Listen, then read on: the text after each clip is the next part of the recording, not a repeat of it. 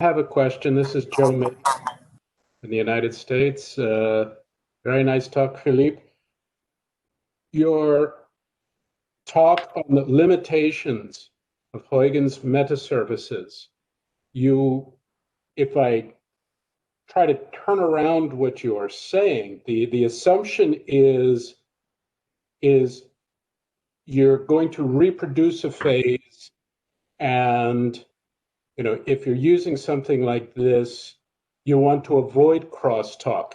But is there a way to actually exploit the crosstalk? Are there behaviors in this interaction that we want to exploit, and this would actually change the approach to design?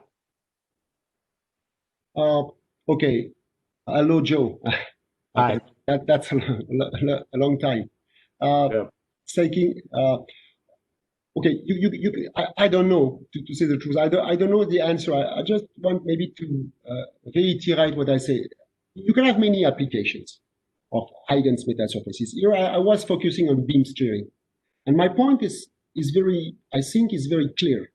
If you want to use nanotechnology for beam steering, there is no way. Nanotechnology is expensive, so you should provide high deviation angle.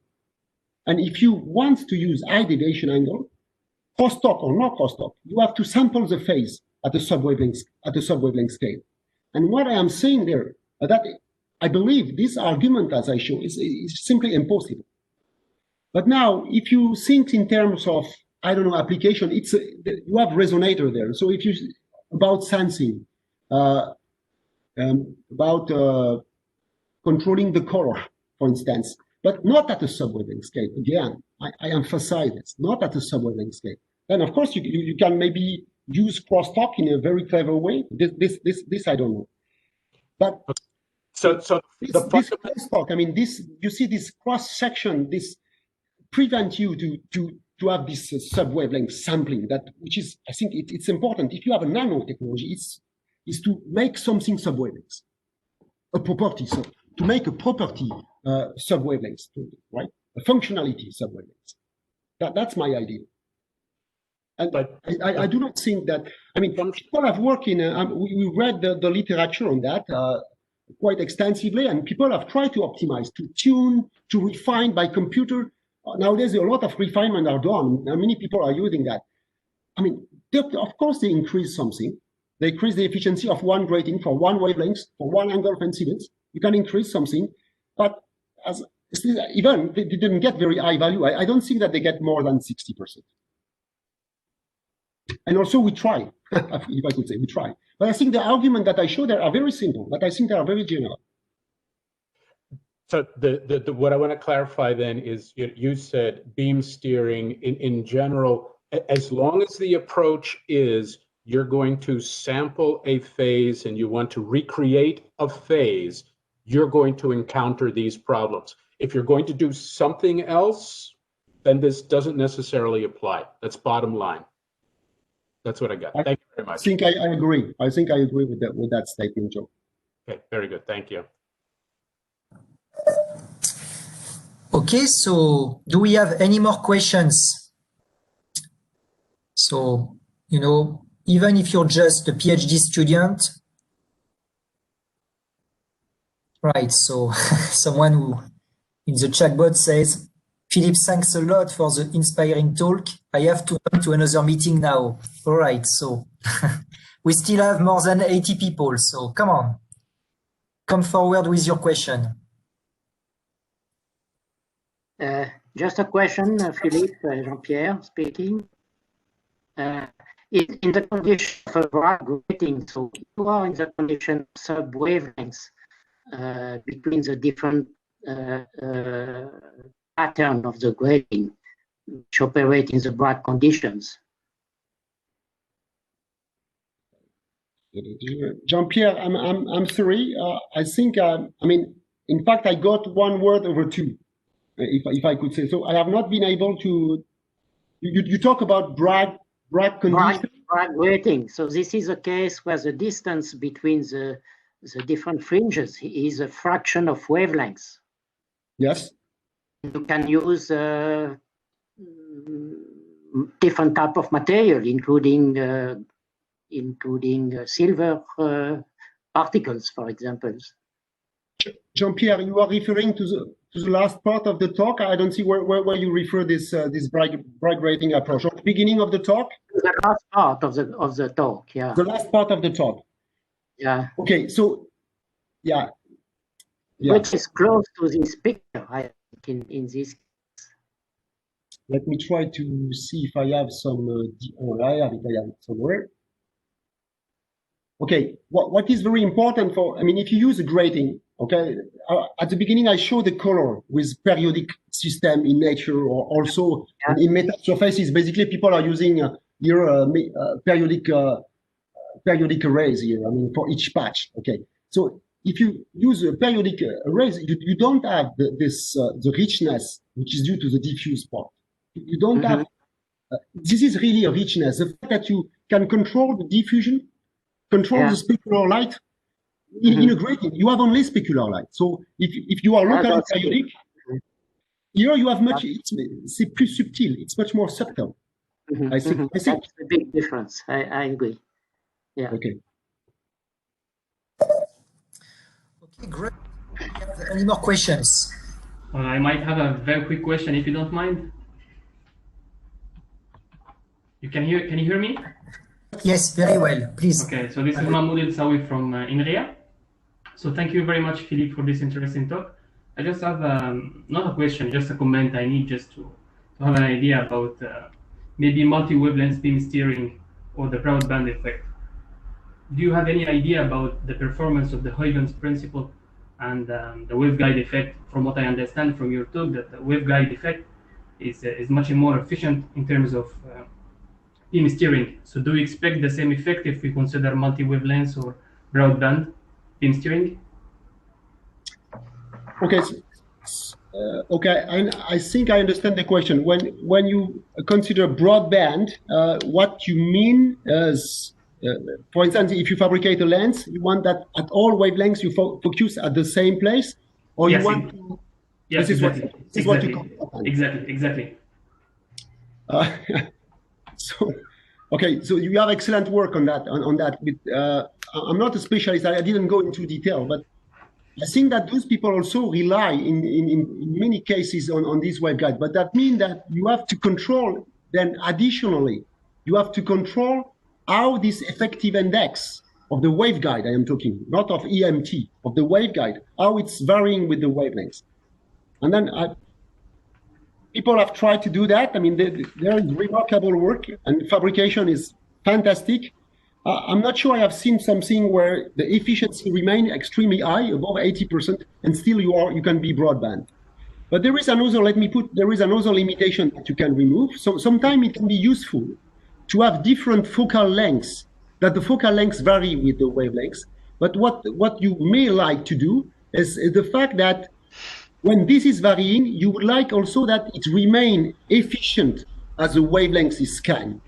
If you have a standard Echlet grating or Echlet lens, basically the efficiency depends on the wavelengths and drop. You are blazed at one wavelength, and this can be compensated with nanostructure. This I know.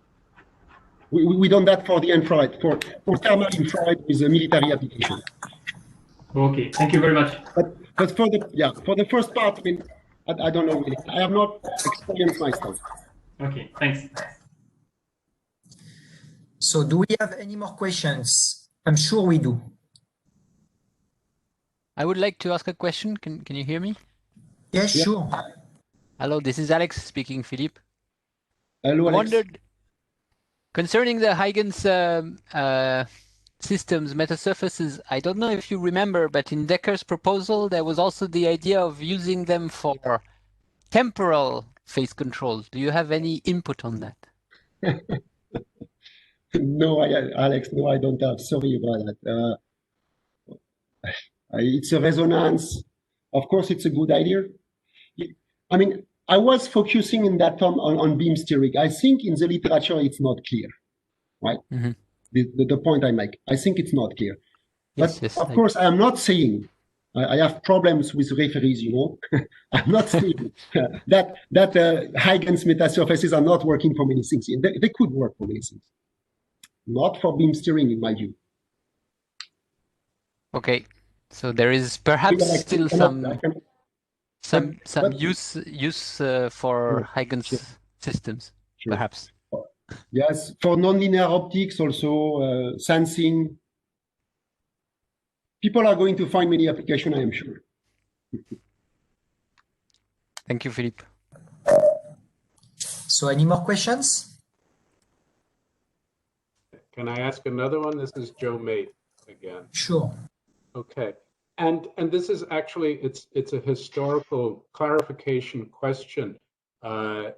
When you talked about the combination of phase and polarization, I understand the uniqueness of Farron's work, but how would you relate what Frank Birovsky did 20 years ago to this? This is much smaller, but is Frank's work significant enough that it should also be mentioned here? Joe, I don't remember the work by Frank. Oh, okay. I remember the work by Erez Asman, who basically did things similar. I would say what was, I think, totally new here in this work. I mean, I'm quoting Andre, but I could also quote the work by Mark Brangasma, right? Is that they realized that at subwavelength scale. That for me, this is really, I mean, why using nano? I don't know if you have an answer to that. I ask for anyone, why using nano? At the end, you don't have a property which is changing at the nanoscale. Yeah. So this is yeah. In my talk, I just refer to that. Yeah, I'll send you the reference, and then we can. Yeah. Thank you. All right. Thank you. So, any more questions on the science and history of metasurfaces? Even from young people, you know, especially if you're a young researcher, or please come forward.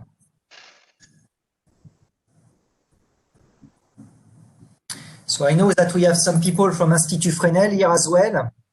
Any questions from the Fresnel side?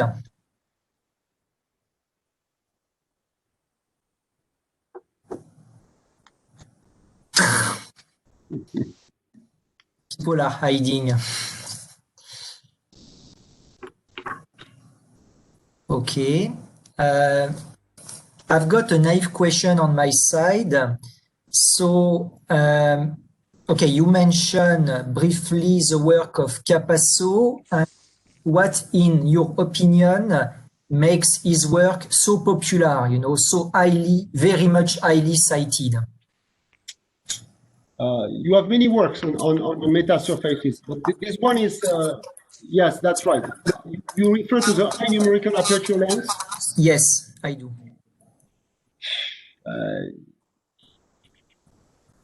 I mean, okay, you have a paper published in Science, which says basically that with a thin element like this, you can achieve, at least at one wavelength, that's the point, at one wavelength, that you can achieve something comparable to a Nikon objective. So of course, this is going to make a lot of noise. But after that, if you go into the detail, of course, I would say a Nikon objective is also corrected for geometrical aberration. So a Nikon objective is also providing an image. Okay, you can form an image with that, a beautiful image with a length like this, or not that one in particular, with any flat surfaces or any, in fact, with one refractive element, not with a combination. You cannot do that. You cannot make an image. So in some sense, I would say the question is, why is so much cited? I mean, because come on, it's extraordinary to publish that, but the comparison also on which it is based, it's absolutely unfair. I mean, I personally, I would not have compared a meta lens or any single, I mean, how to say, a meta lens is a single surface lens. If you have a refractive lens, just one interface. This is what you do with a meta lens. I mean, you cannot compare that with an objective. It's not possible. Also, MetaMAT's geometrical operations. Yeah. Yeah, but the result is that they achieve that for one wavelength, for one specific incident illumination, they achieve a nice focusing here. That's obvious. This we cannot say, and that was probably quite impressive for people. But this comparison is, I would say, is unfair for the objective. It's unfair. With lens, you don't make an image. The lens is not a lens; it's a focuser. It's a focuser. You illuminate by a plane wave at normal incidence and you focus. It's not an imager. So, but yeah, it's true. It's highly cited. I must say that I tend to agree with you. I find it difficult to understand everybody is citing this paper. At the end, I think some people even cite it because other people cited it. Yeah, of course. Yeah. So it's like, you know, escalating, but yeah, I'm not sure it's a landmark paper, personally. Any more questions in the audience?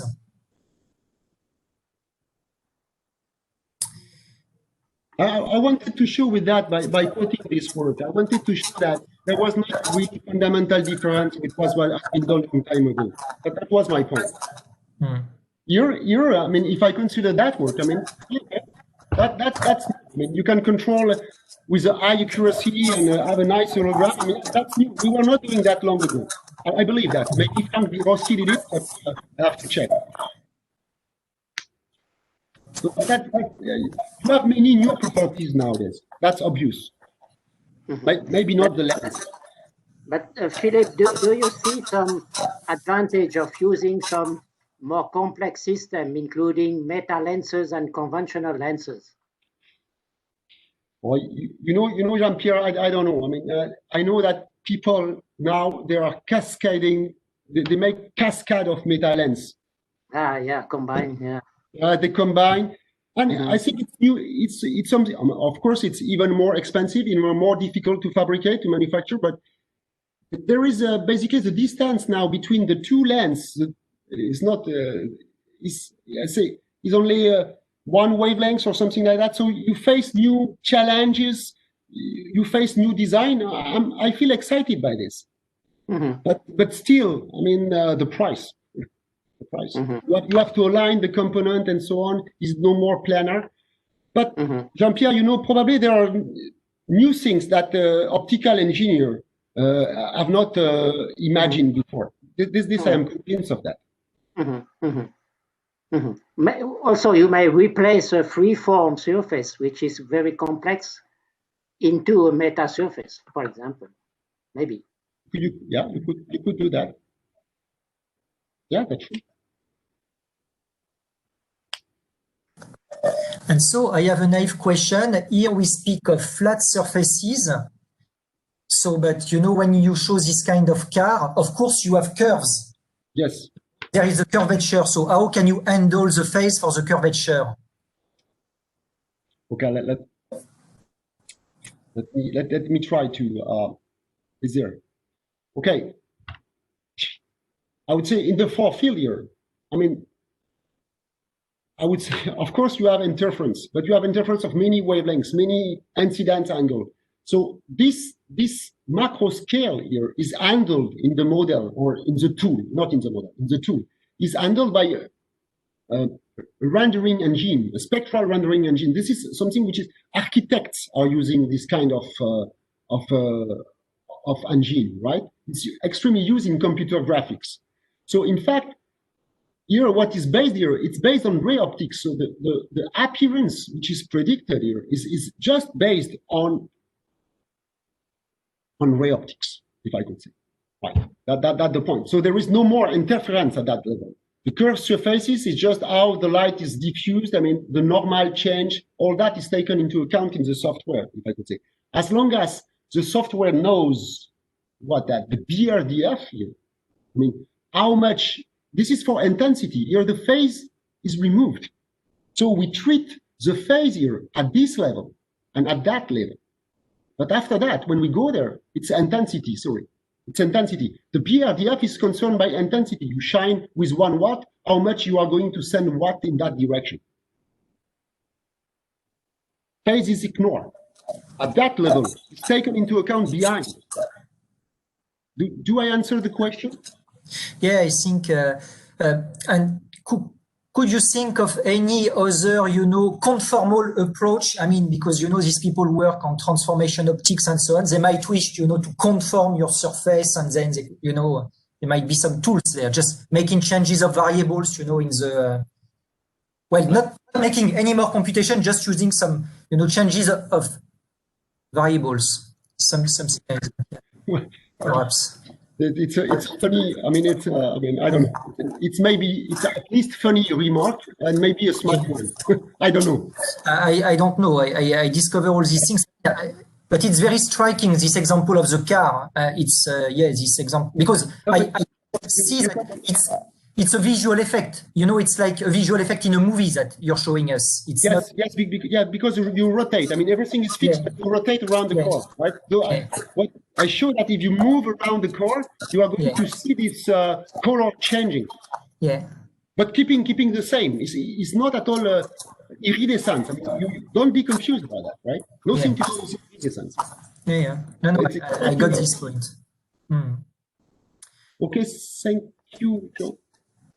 It's really lovely, the last part. So any more questions, from youngsters or more senior people? I can see names, but I don't want, to call names because it's not nice. But I can see people here that I know. Okay. I find this all very exciting because obviously you can translate this into the language of acoustics. You could use similar tools, and now you would have acoustic metasurfaces, and it's even a simpler problem because there is no problem of polarization. It's a scalar problem. I mean, you remember the water wave I showed at the beginning? Yeah, very nice, lovely. Really nice introduction. I did not know this paper. Yeah. It was an optical lab, right? London. There was a lab where, what's the name of the guy? Adolf Lohmann founded probably the laboratory. So this paper with the water wave demonstration. I mean, I think it's fantastic.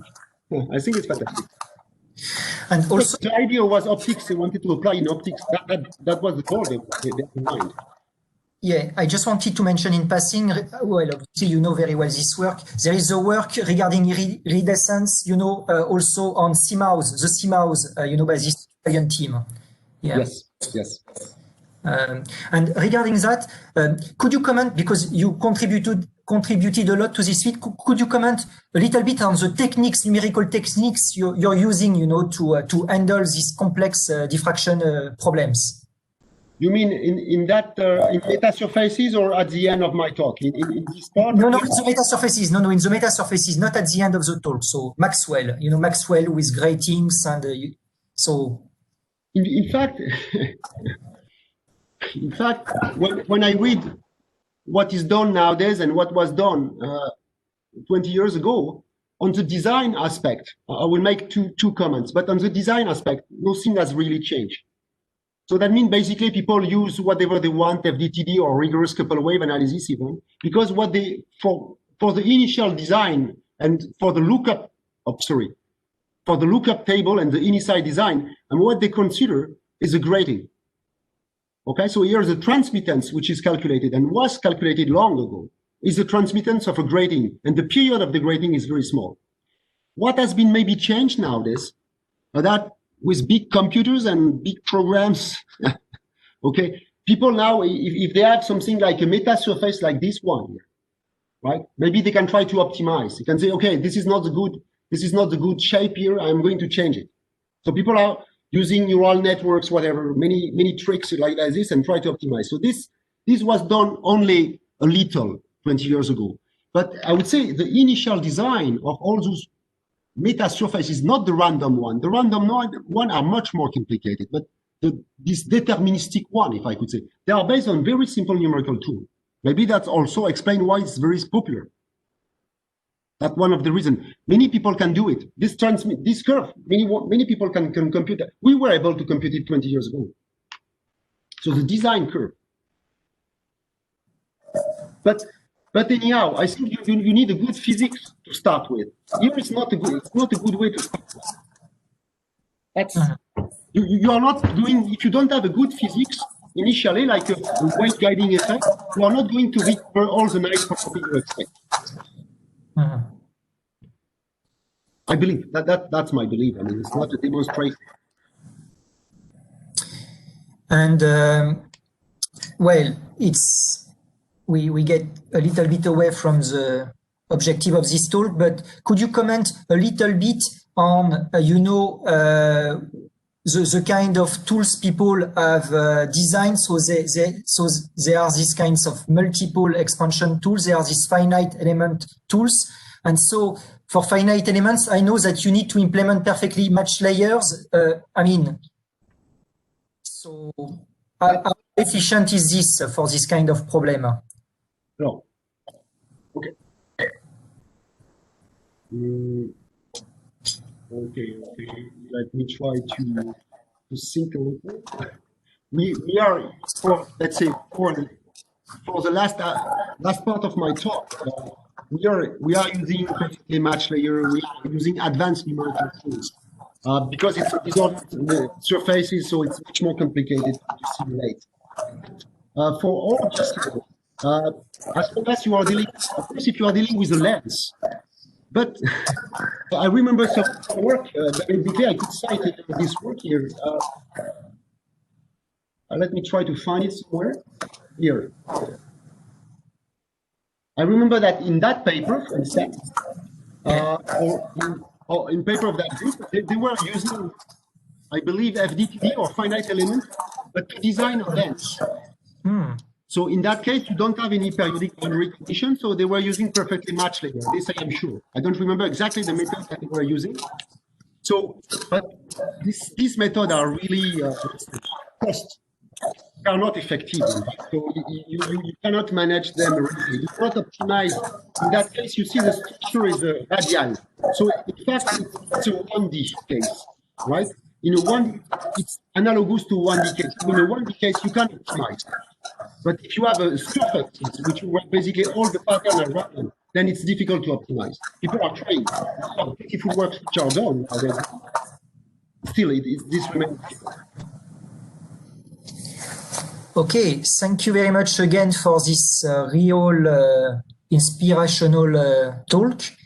If there are no more questions from people, I would like us to thank again our speaker for this fantastic talk. I really loved it, and also the historical part.